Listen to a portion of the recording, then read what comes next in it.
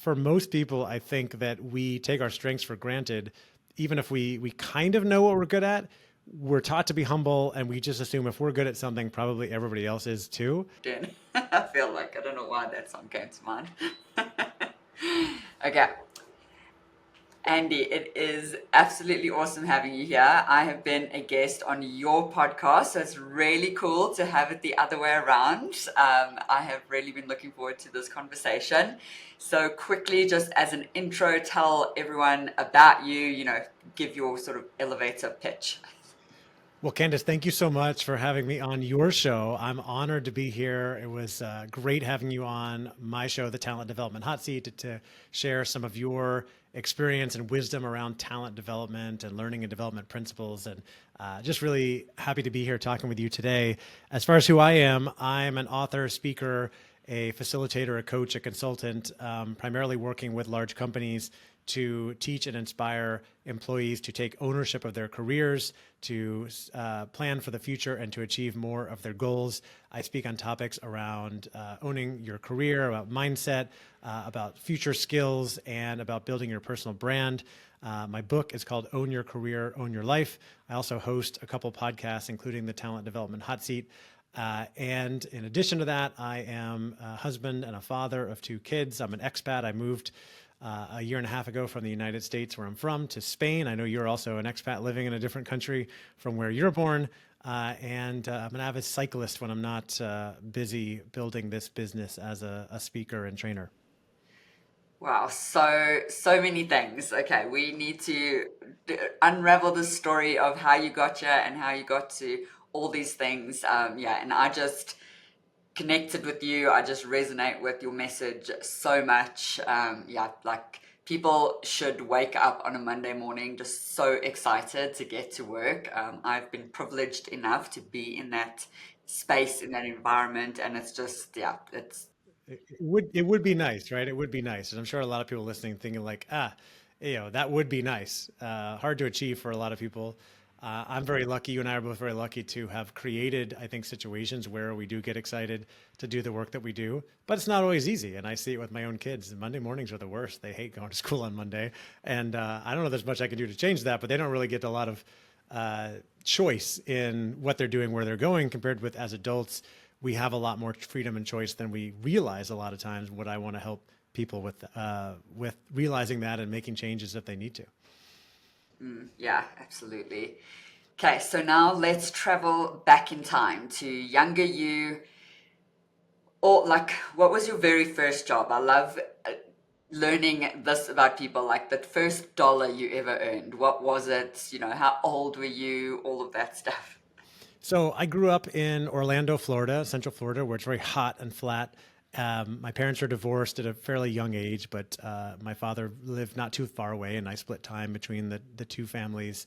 I was taught, I think, early on the importance of responsibility, of making money, of independence. My parents were both educators. They worked in the education system as teachers and administrators, and so they worked hard, but they weren't by any means entrepreneurs or like here, thinking or teaching ideas of going out of your way to get creative to make money in different ways. Just the importance of making money and saving and working hard and that sort of thing.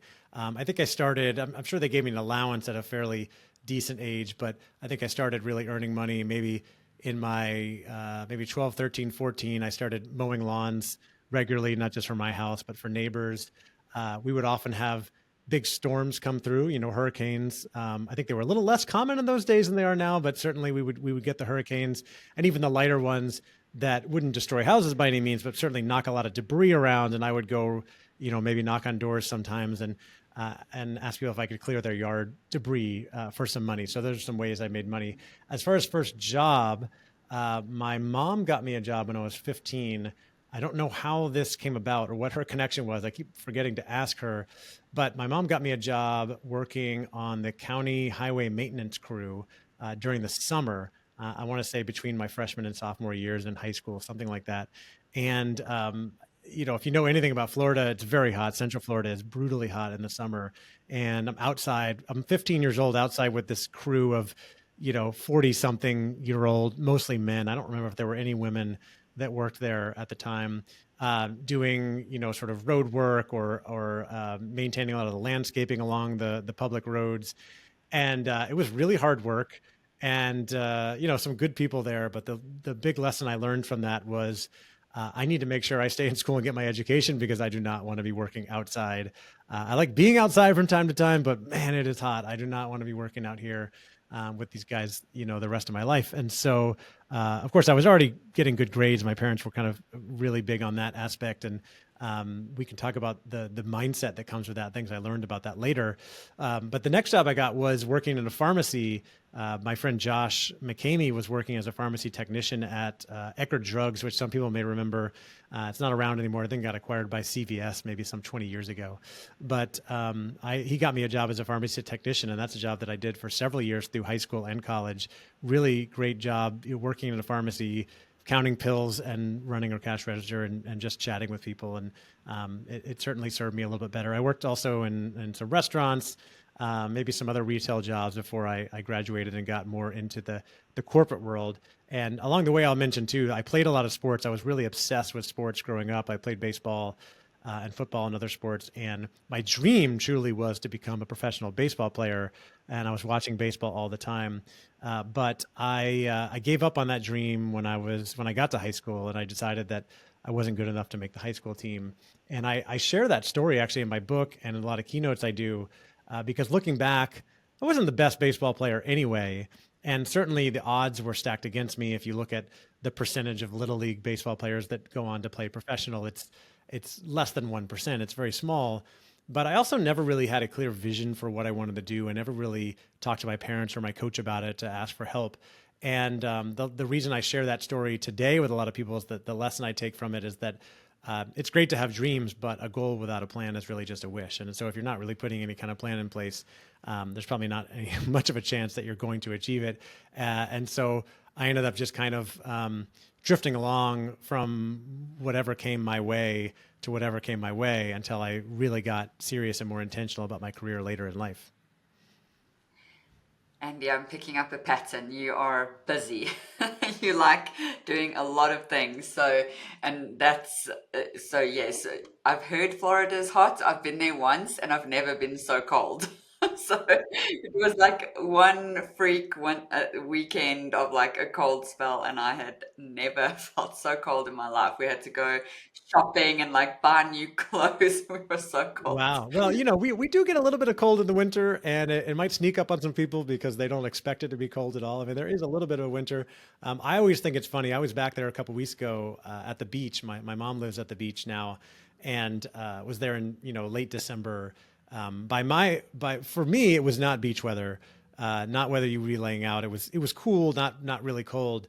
But I love that time of year because you walk and you see some people walking in jackets, and then you see some people still in bathing suits out in the ocean. And I always know those people are Canadians because nobody else would actually be bathing in the sea in December, except for them, or maybe from Michigan, wherever they might be from. It's always funny to see that. But yeah, we get a few cold days. Yeah, yeah, yes, and we now live in Colorado, and the weather was like the same, and so I was like, oh yeah, that's totally warm enough, but it was not. Like that cold, wet was just something else. So, anyway, all right, so lots of stuff since you were sort of 12, and I love that you just went to lawns. I actually had a couple kids knock on my door last week asking if they could clear my snow off the driveway, and I was like, yeah. So, yes, that was awesome. Okay, so all of this young experience, like, and you've mentioned a few lessons learned already, but like during that time, what were you thinking? Were you like, this is worth it, or like what was going on in your mind during that younger time? It's just so fascinating that you dabbled in so many things. Well, I think my parents, again, not entrepreneurial, but really big on hard work and earning and spending less than you make, and being frugal. I learned a lot of those lessons from them. And so I think I would think a lot about, okay, how much do I need to work to earn a certain amount of money, and what can I do with that money, and how much should I save, and how much should I spend? And so I was always sort of like calculating, okay, how much do I need to be working? And, early on, all of that work for the most part is time for money, right? It's hourly work, whether it's mowing a lawn, or which in theory is a bit more project based. If you could get it done faster, you would. But as long as you have a push mower, you know, you look at a lawn, you know, okay, that's going to take me 45 minutes. That's going to take me an hour and a half, whatever it may be. And you kind of charge based on that. But later on in life, you think about, okay, are there maybe different or better or more efficient ways to make money? And I think I got turned on to those a little bit right after college. I read a book called Rich Dad, Poor Dad by Robert Kiyosaki. A lot of entrepreneurs point back to, and that was kind of eye-opening to me because I think it was the first time I had any kind of experience with this concept of entrepreneurship and the idea that, oh, if you start a business, you could make more money. But I had no idea what to do. And I tried some things that didn't work out, that failed. And then within a couple of years, I met my wife, Courtney, in college. And after that, we moved from Florida out to California, really with hardly any money, connections, or jobs. And we kind of like started to make our way. And I started some companies, I joined some startups, and none of these things really worked out. All very disappointing, but I was trying to kind of figure out how do I get into this world of entrepreneurship, because I know there's so much opportunity there. I just don't really know what I'm doing. And so many things kind of failed along the way. I learned lessons, worked for some really terrible bosses. I learned what terrible leadership looks like. And then I went into the corporate world for many years. I got very lucky after I went to business school and got connected. My friend Adam Boggs connected me, got me an interview with a consulting company called BTS that turned out to really be kind of a dream job for me. It was about creating and running experiential learning workshops, business simulations and whatnot, which is what got me into the learning and development space back in 2010. And I ended up traveling the world running these workshops and facilitating. And that's where I really learned a lot about what my strengths were, including getting up in front of a room and speaking and facilitating, which I hadn't really had a chance to do much of before, among other things. And I learned a lot about what great leadership and great strategy look like. But I also really observed a lot of people kind of drifting in through their careers, right? We're operating in reaction mode, waiting for other people to tell them what to do or where to go. And it doesn't mean that you can't be necessarily successful. I saw lots of people moving up the corporate ladder, and heard a lot of their stories. But a lot of times I felt like, well, this didn't seem like you were very intentional or proactive about this. I don't know if this is the way that I would have wanted my career to progress. And so I kind of packed that away until after I went through more of my own journey of personal development, reflection, figuring out what I wanted to do, where I wanted to go, and eventually turned all of that into the book that I have out there now, Own Your Career, Own Your Life, because I felt like not everybody wants to necessarily be an entrepreneur, which is what I was drawn towards and what I finally was able to create for myself.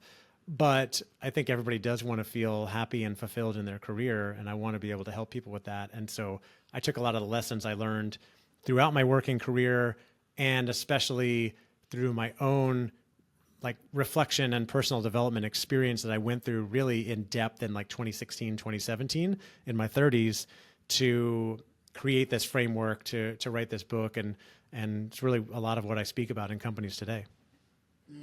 Yeah. Yeah.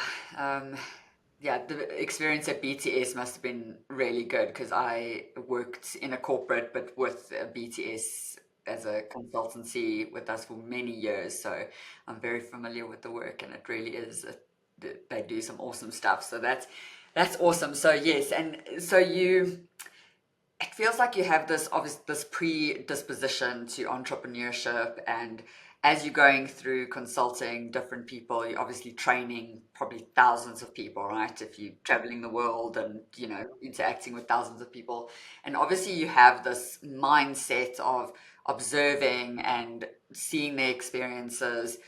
What do you think drew you to this specifically? Like it's just, to me, sometimes you land up in something or you just have this magnetic pull towards it. So, yeah, what would your take be on that? I think I did have a bit of that magnetic pull towards this sort of thing. But I also think a lot of times people become more passionate about sharing their story and lessons to help other people when they've overcome their own challenges in a certain area, right? And I think I've been through many challenges, but from a career perspective, I was in many jobs where I wasn't happy. It didn't take, the job wasn't really taking advantage of my strengths. I was bored. I was frustrated. I felt like I couldn't move up because I wasn't taking the boxes. I felt like um, I was often holding myself back because of things that I perceived as weaknesses that really turned out as strengths in other areas, but I just didn't know it. For example, one thing people always laugh about is uh, somewhere earlier in my corporate career, I'm working for a large insurance company. And as a product manager, doing a lot of stuff with spreadsheets, which I'm pretty good with spreadsheets, but I'm not a super spreadsheet master like a lot of nerds out there. And like I said, I was decent, but I wasn't that good. It wasn't that great of a fit for me as a job. Meanwhile, I'm really good at networking and making a lot of friends around the office, and I'm always the one organizing lunch and happy hour and getting people together. And I'm having a good time, but I'm certainly not I'm not extremely productive at work, and I'm not getting promotions. And it's frustrating to me. And I'm thinking at the time, I wish I could stop socializing because it's holding me back. And no one there values that. The people I'm socializing with are like, it's cool, we have friends, but no leader there is going, oh, wow, look at this guy organizing lunch. We should promote him. No, there's none of that. Right. And so it's almost frustrating to me that I can't stop myself from being this social person. And some people identify with this. I'm sure you have many listeners who are, introverts who are like, what the heck? Like, just stop, just go sit down and work. But it's just not how I'm wired. But I find out years later that, oh, that can actually be a strength when you put yourself in more of in a position where it's valuable to bring people together. And since then, I've built a business, not just as a speaker and a facilitator who likes to start conversations, but I've hosted conferences and events. I run a membership community, as you know, you've spoken in that community. And it's all about bringing people together in a really inclusive way and creating belonging in an environment, something I love doing. But early on, that was just like, oh, this is just a kind of a fun thing that I do. I didn't know that that is a skill. So one of the things I love to talk about a lot is like, hey, I went through a lot of frustrating times because I was working in jobs that didn't suit me or didn't fit my strengths. It took me a while to get that figured out. No pressure. You shouldn't feel bad if you're 25 or 35 and you still haven't quite figured that out. It's not a big deal. You still have time. But also, we need to be reflecting all the time on our strengths, our weaknesses, or we'll say our areas for development, right? Developmental opportunities. And those energizers, the things, the work that we really love doing and the work that we really don't like doing. And then asking, like, are there adjustments that I could make? Is there a career I could be moving towards that could take more advantage of my strengths, that would involve more work that I love? With the full recognition, by the way, that no job is perfect. Very few people get to do work they love 100% of the time. I've recognized all my strengths. I've built a business that I love, but there's still probably 30% of my work is like admin stuff that I don't want to be doing, right? Some of those things you can't necessarily avoid. That's fine. But understanding, like, are you more of a people person and a connector? Are you more of an analyst, analytical type person? Would you rather be sitting in front of a spreadsheet? That's up to you. And then if you're working in a corporate environment, can you have a conversation with your manager about it to say, hey, I've been really thinking about my strengths. What do you think my strengths are? Can we move, can I adjust my role or move more into something that leverages that more? And the answer might be no, by the way. I had that conversation, this is more than 15 years ago. I was working in that insurance company and I had this realization, and I went to my manager and said, I've realized that I'm really more of a people person, thinking about all the lunches I'm organizing. Is there a way that maybe I could get out in the field and work more with like agents and people and less with spreadsheets? And he basically said to me, no, your job is this, get back to work. Right. And it was very disappointing. And, you're nodding because, there's a lot of leaders out there that are just like, they're like, hey, this is the job we need to do. But I'm so grateful for him in that moment because that told me that I'm not going to be here long. I need to go do something else. And it was the catalyst for me to go find that consulting job at BTS and then ultimately starting my own business. And I don't know if those things would have unfolded if he had done what we now know is the right thing to say, oh, let's talk about your strengths and build something around that. But that's not what he did. And things worked out the way they did. But for anybody listening that is a leader or aspiring leader, I think it's really important to pay attention to the strengths of the people we have on the team and to see if we can help them move more towards leveraging those strengths because they're likely to stay longer and provide more value to our organizations as well. Oh, yes, I absolutely love that so much. So there's just so many things going on in my mind right now.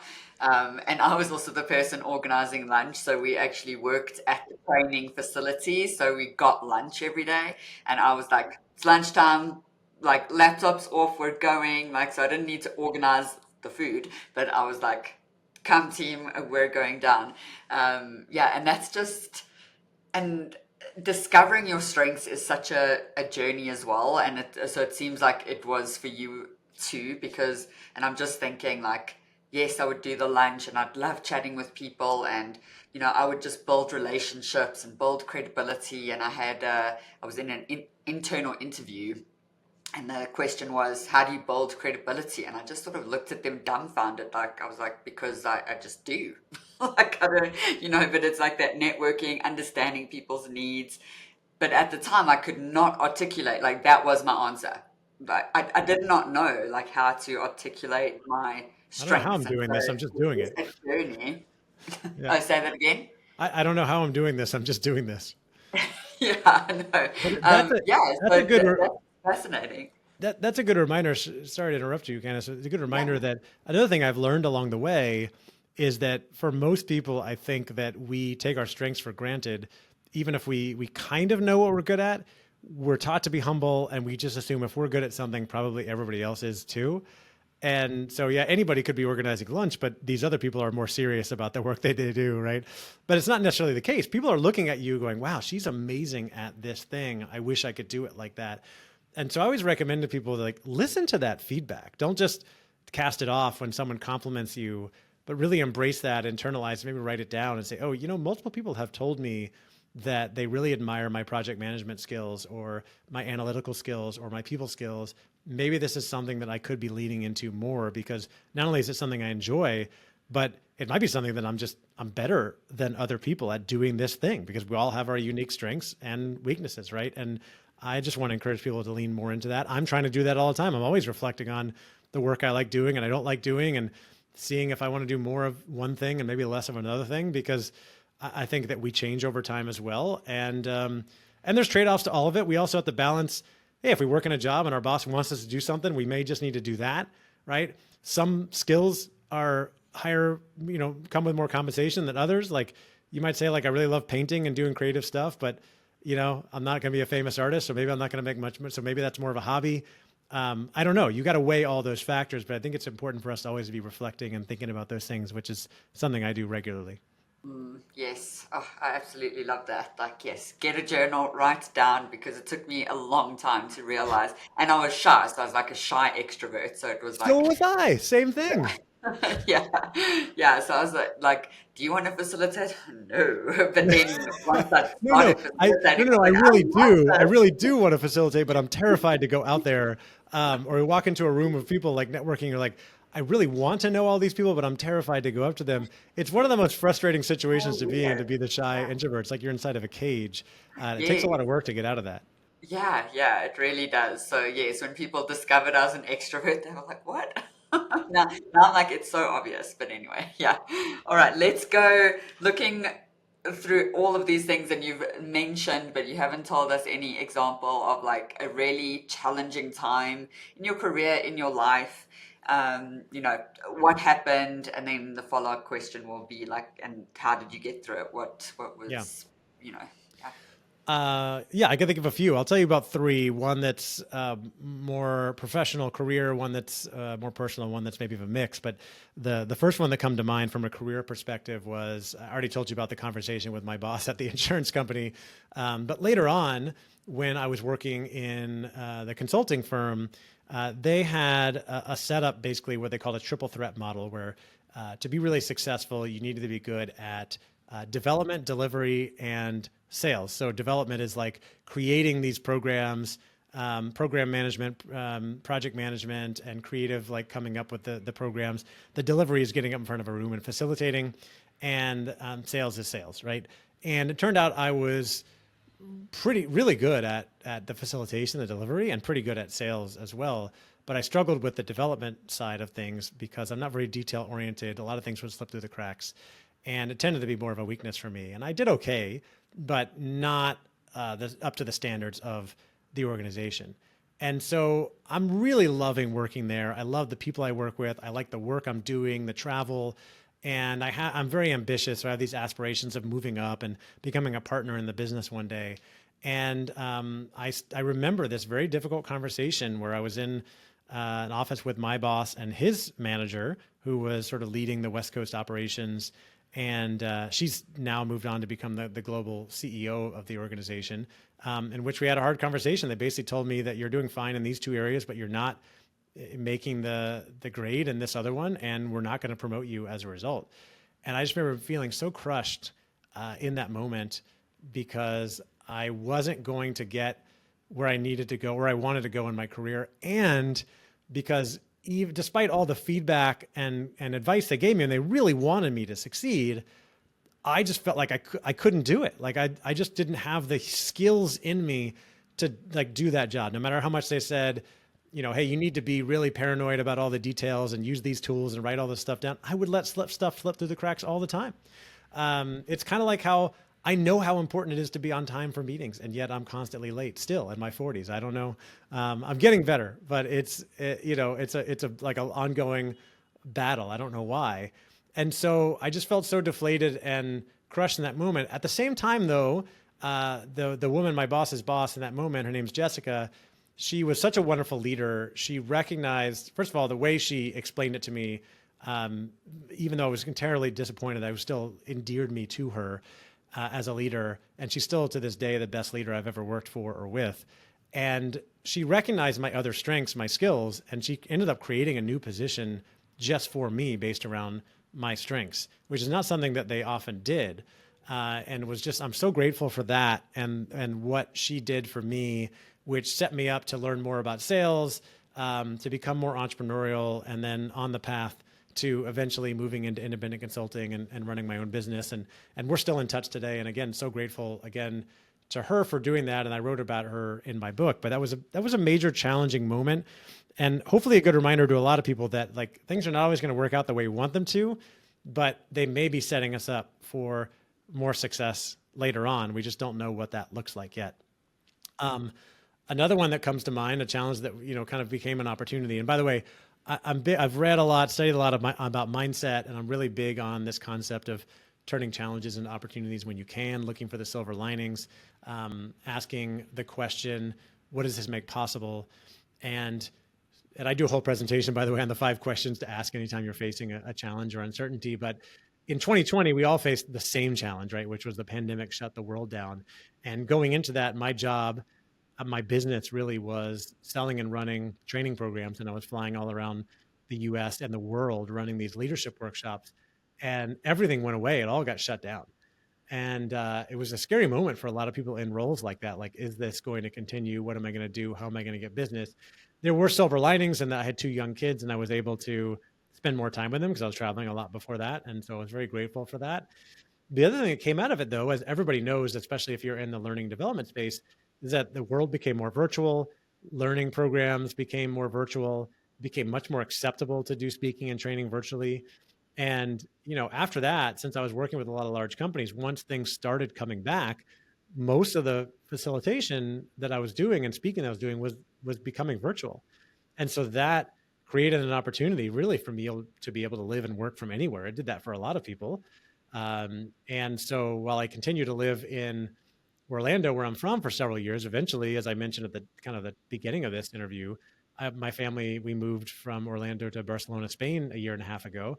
And I'm able to keep things going and do a lot of virtual stuff from here and experience life living in Europe and kind of live where we want to live, which I'm so grateful for, because in 2019, we wouldn't have been able to do this, right? But this is something that is possible for us now. And so those were 2 big challenges that I went through that I think turned into opportunities later.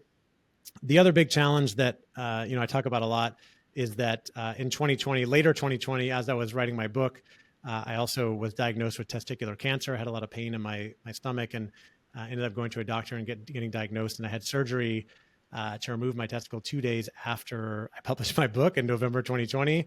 And that was a trying time because I had scans that showed that the cancer had spread across my body to my stomach and my neck. And I ended up doing chemotherapy as well as a lot of other natural solutions I invested in. And it was really frustrating to me in the moment because I was trying to promote a book and build a business around it. And I felt like I couldn't do that as well.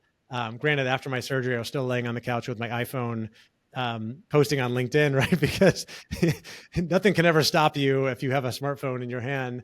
Um, but there was a lot of hard days, and I did a lot of reading, a lot of journaling. I kept coming back to gratitude and whatever I could do to continue to improve my health. And I eventually got through that time, and I'm completely healthy today. Right? It's been several years, but it's a story I share because I think we're all going to go through challenges that we don't expect or prepare for in life. And a lot of times we can't necessarily control these things. So one thing I just kept thinking about throughout that time is like, I didn't choose this. I can't control it, but there's no point in me whining or complaining about it. I just got to do what I can to make the best of it. And so that's why I did a lot of research, a lot of reading about health and nutrition and cancer, and invested in all these things to try to help me get through it faster, which I did. And so again, I share that because I think a lot of people, we're all going to face different challenges. And a lot of times these are things that we wouldn't have chosen. We can't choose, we can't change, but we can choose how we react, how we respond, and to try and make the best of that situation. Yeah, I mean that could absolutely crush certain people. So I really want to ask you a little bit more about the mindset. Is there a book, a moment, light bulb, anything you want to share about mindset? It's so hard because, and I've been on my personal journey for the last 2 years running this business, like, doing things even though it's hard, and, really investing as well. So what are some of your, yeah, a little advice for people out there? Like, how do you stay strong in the toughest times? Yeah. So one is, in my own book, I talk about owning your career and owning your life. And the key concept of that is ownership and taking responsibility. So no matter what situation we're in, can you try to take ownership of that situation and say like, okay, I didn't choose the economy or whatever's going on, but this is still my business, my career, my life, and I've got to be the one to do something about it, to make the most of it. I can't wait for or rely on somebody else. So I come back to that a lot. Another book that was an absolute life changer for me was the book Mindset, New Psychology of Success by Dr. Carol Dweck from Stanford University. I read that book in 2016, and if you're not familiar with the book, she basically posits that people operate with either one of two mindsets, a fixed mindset or a growth mindset, and that she says people with a fixed mindset tend to believe that everything in life is fixed, that we're either smart or we're not, we're good at something or we're not, we're creative or we're not, that kind of thing, and that people with fixed mindsets tend to shy away from challenging situations because they're more afraid of failure, right? They want to make sure that they're succeeding, so they'll go for the easier test than the hard test, that kind of thing. It's not everybody, but generally. And then she said people with a growth mindset believe we can always learn, we can always grow, we can always improve, and they will choose the harder test because they know that you're going to learn more from the harder situation. Well, I realized that I'd grown up with a really fixed mindset, and I got great grades, but I was terrified of failure, and I shied away from challenging situations. And that's actually why I quit playing baseball at 15, because I was afraid that I wasn't going to make the team. I was going to be rejected by the coach. And I took myself out of the game, which is mind blowing to me now, because like, why not at least give it a shot? Let the coach say no. It doesn't change things, right? But in my mind at the time, I need to protect myself from failure. So I made a big change after I read that book to operating with more of a growth mindset, to trying lots of things and realizing like, hey, if I try something and fail, yes, it's going to hurt, but I can learn from that and I can grow and improve and get better. And then the last one I'll mention is that there's a book called The Daily Stoic by Ryan Holiday and another author, where they take a quote from Stoic wisdom, Stoic philosophers like Marcus Aurelius and Seneca, and provide kind of a modern interpretation. There's just one quote each day, 365 or 366 days. And I've been reading that daily for, I don't know, 8 years.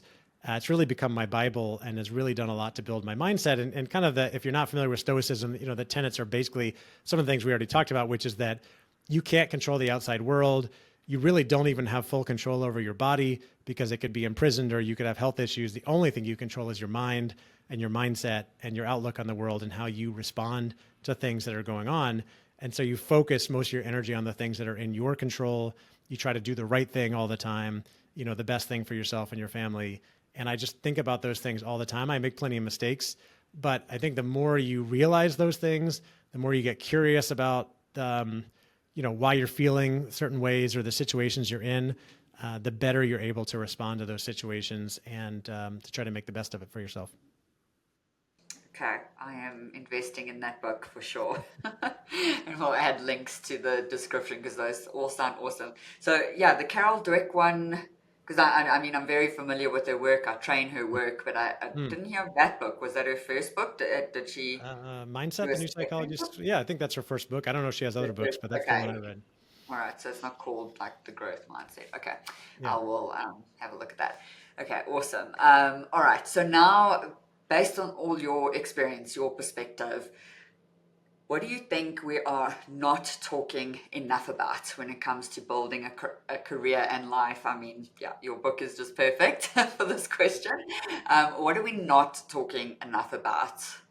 I think we're probably not talking enough about the trade-offs that are involved in all aspects of building a career and a life, and the fact that we probably have more choice than we realize in how we spend our time, where we work, what we do. I mean, if you work in the Western world, let's say United States and Europe, there's some countries excluded, but we have a lot more free choice than we maybe give ourselves credit for.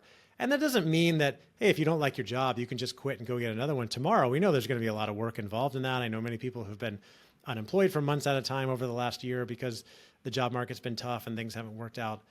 But it's recognizing that, like, okay, I chose to work for this company. I chose this job. I chose this career. Maybe I didn't think I had many other options at the time, but this situation I'm in, what am I actually unhappy about? What am I actually happy about? What do I want to do more of? And what do I want to do less? I think people don't do enough reflection, as you mentioned earlier, journaling, just taking the opportunity to sit down and think about your strengths and weaknesses and the things you like and don't like doing. And then taking ownership of the situation and saying, okay, there's things I want to change. Let me figure out how to do that and what help do I want to ask for. And then I mentioned trade-offs because you may look at a situation and say, I don't like the work I'm doing that much. I think I could do this other thing I love more, but quite frankly, it's going to pay less. And I've got a mortgage and a family, and that's important to me.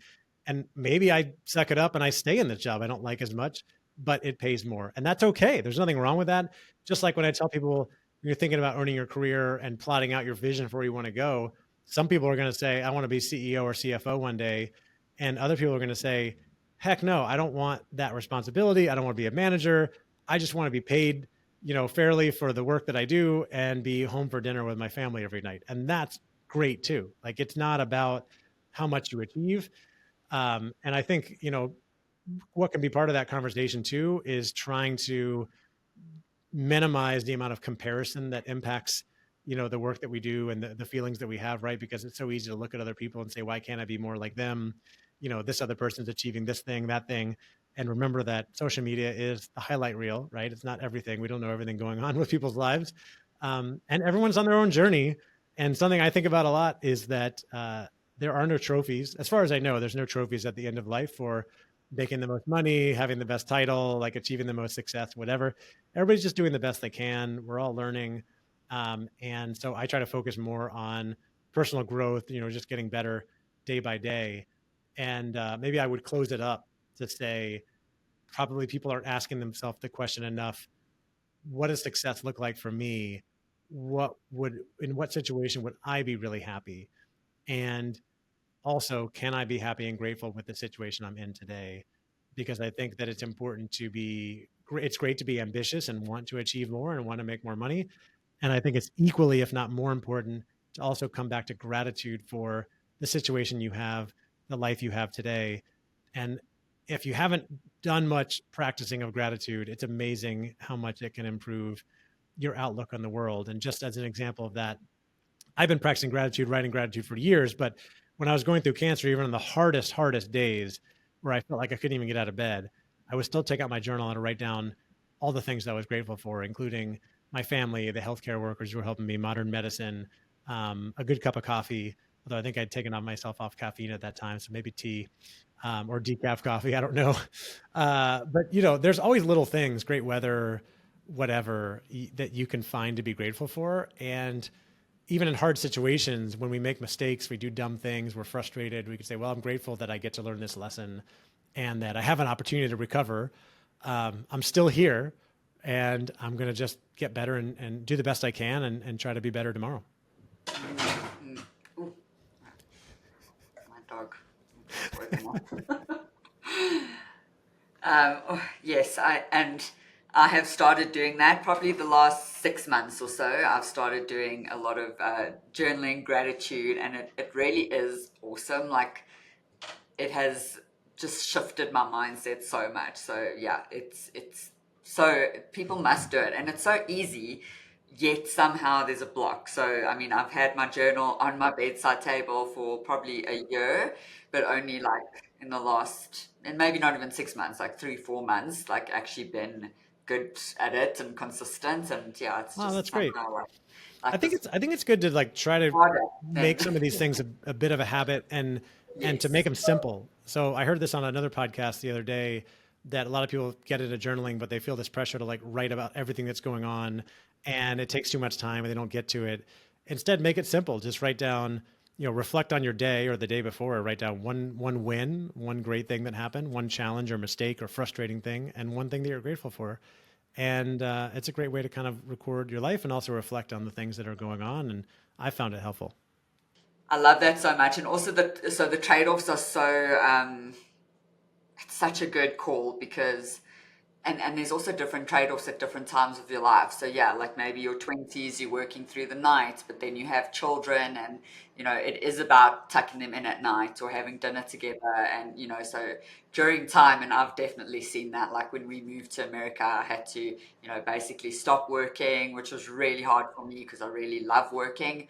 But then yeah, like got to take my kids to school every morning. I got to go to the playground every afternoon.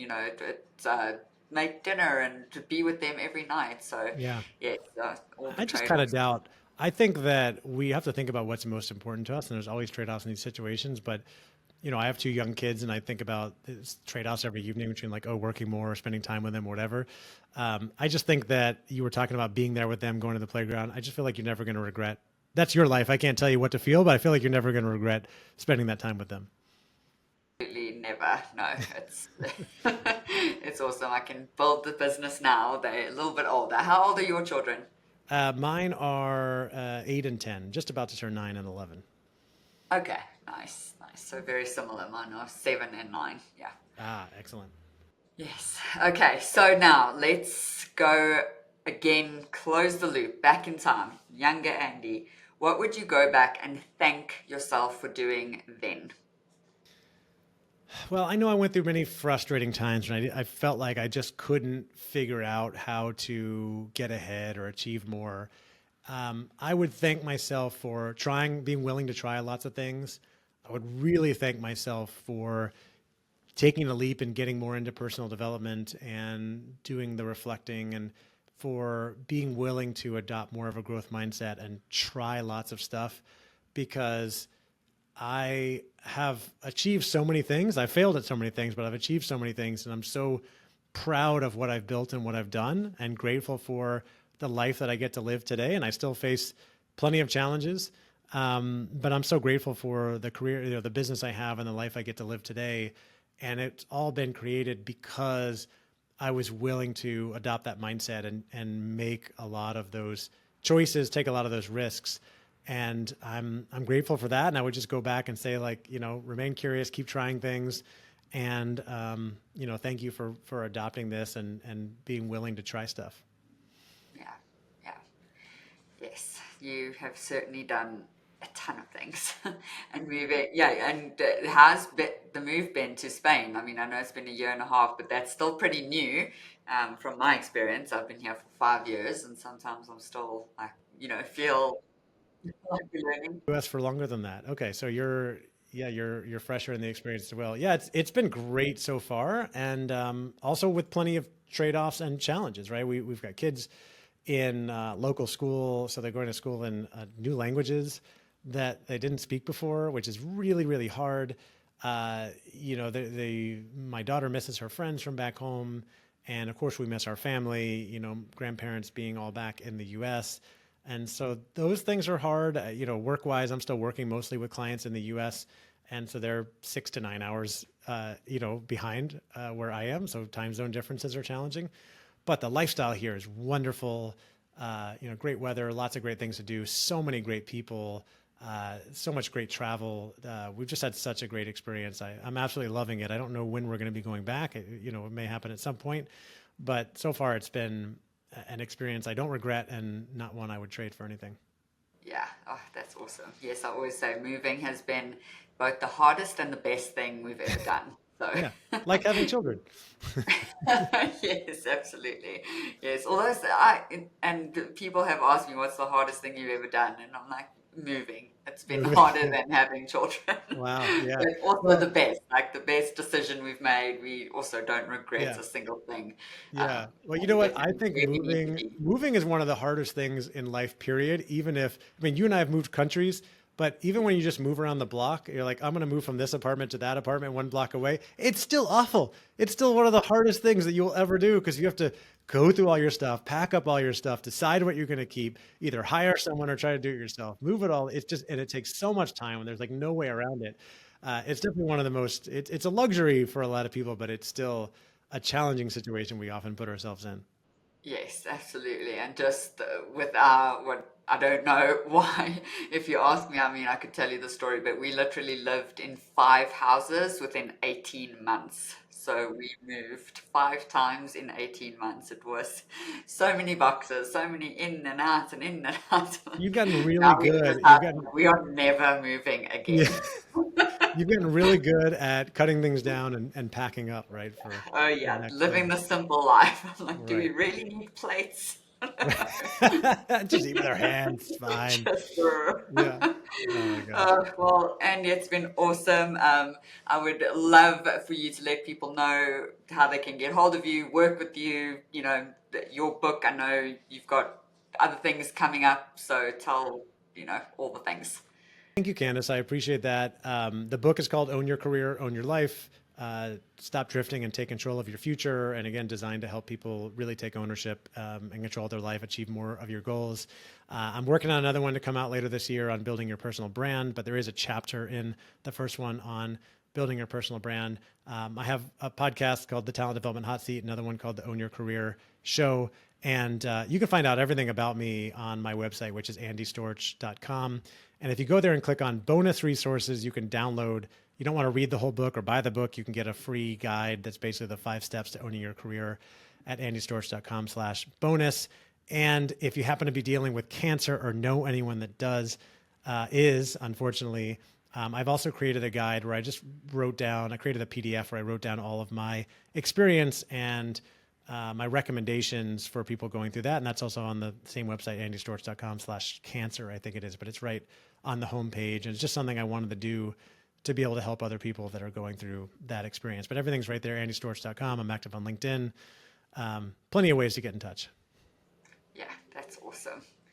Thank you so much. It has been such an awesome conversation. I've loved it. I didn't realize how much we actually have in common. So it's been So much. really awesome. Yeah, just getting to know more about you. Thank you so much. Thank you, Candace.